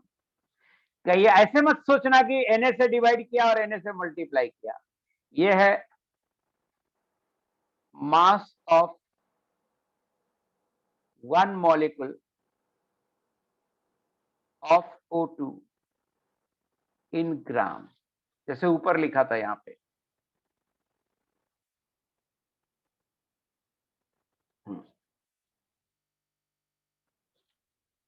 इसी तरह से अगर मैं ये बोलूं कि ग्राम मोलेकुलर मास ऑफ CaCO3, तो ये हो जाएगा 100/Na इंटू Na ग्राम, ये आएगा 100 ग्राम, जिसमें 100/Na क्या है, तो 100/Na है mass of 1 molecule of CaCO3 इन ग्राम। मतलब एक मॉलिक्यूल का मास ग्राम में लिया और उसे एवोगाड्रो नंबर से मल्टीप्लाई किया, क्योंकि एक मोल मॉलिक्यूल के मास को बोलते हैं ग्राम मोलेकुलर मास। नेक्स्ट क्लास में देखेंगे मोलर मास। नेक्स्ट क्लास में क्या देखेंगे, मोलर मास। मुझे नहीं लगता है एक या दो क्लास, अगर संडे में लिया तो सिर्फ डाउट ही लूंगा, संडे पढ़ाऊंगा नहीं, सो दैट जो किसको डाउट है वही आएगा। अगर संडे लिया तो अभी कंफर्म नहीं है, कल बता पाऊंगा। तो संडे को कोशिश करूंगा सारे डाउट खत्म कर दूं, सो दैट कि मैं मोल कॉन्सेप्ट आपको अच्छे से पढ़ा सकूं। और डाउट ही लूंगा संडे को, मत लेना तो ऐसे मत बोलो, अगर लिया तो, नहीं लिया तो कोई बात नहीं, वो मेरी इच्छा पे है, आपकी इच्छा ही नहीं है, मैंने आपसे पूछा ही नहीं। Thank you Shubham. आज का होमवर्क बताया तो आप O2 बनाओ। देखो एक बार केमिकल बॉन्डिंग खत्म हो गई तो आपका होमवर्क है पूरा सीट, तो आप सीट पूरा बनाओ। मैं अगली क्लास में डिस्कस सिर्फ O2 करूंगा, तो बार बार मत पूछो होमवर्क, जैसे ही चैप्टर खत्म हुआ पूरा सीट आपका होमवर्क है, चैप्टर खत्म होने के साथ ही। और अगली क्लास में मैं O2 डिस्कस करूंगा, ये बता चुका हूं। ऋतिक राज कौन सा फॉर्मूला नहीं आया आप मुझे व्हाट्सएप कीजिएगा, पिछली क्लास का ये कोई डाउट क्लास थोड़े है जो मैं डाउट क्लास की तरह बताऊं। हाँ अनुज्ञा आप बोलो, gas liquid high pressure low temperature पर बनता है ना, तो वाटर का टीसी इतना ज्यादा क्यों? इतना ज्यादा इसलिए है कि ज्यादा प्रेशर दीजिएगा तो वो लिक्विफाई हो जाएगा। वाटर में हाइड्रोजन बॉन्ड है ना, तो इसलिए तो लिक्विफाई होने के वाटर के चांसेस बहुत ज्यादा है ना, तो इवन 700 केल्विन तक लिक्विफाई कर देता है। वाटर का टीसी होता है, मुझे एग्जैक्ट याद नहीं है, लेकिन मुझे लगता है 735 केल्विन के आसपास। एक बार डेटा में कभी सर्च किया था तो मेरे दिमाग में है 735 केल्विन। रुक जाओ ना, अभी देख ही लेते हैं। मेरे पास फोन नहीं है अभी यहाँ पे, बाद में लाना पड़ेगा। हाँ, आज TRY1 का डाउट प्लस अलेन प्लस पे होगी, और प्लीज मुझे व्हाट्सएप कर देना है। अगर कोई चीज समझना है तो आप मुझे व्हाट्सएप कर दो पहले, तो वो चीज मैं आपको लेक्चर नोट से समझा दूंगा। एंड मेरा सबसे पहले मेरी बात सुनो, एएमयू एक इंपॉर्टेंट कंसेप्ट है। जिस बच्चे को दिक्कत हो रही है, मोल का बहुत बेसिक चल रहा है, इसको सुधारो, इसको सुधारो जल्दी से। एएमयू एक इंपॉर्टेंट कंसेप्ट है, जिस बच्चे का मोल में दिक्कत चल रहा है वो इसको सुधारेगा। मैं हैंडआउट भेज दूं, जरूर से सुधारना इसको जल्दी, 1-2 दिन में।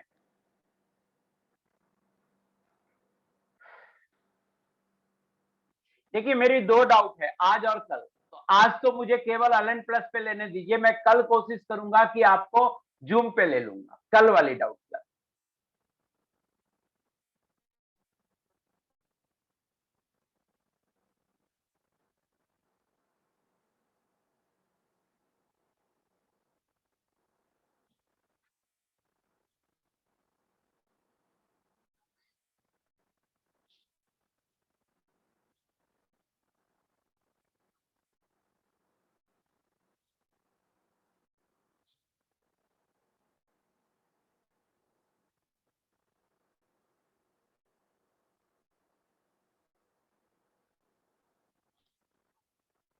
अपलोड कर दिया।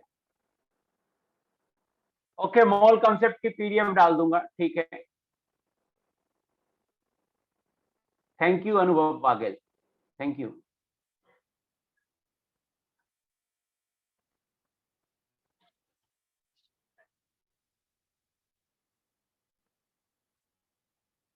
Thank you Shubham.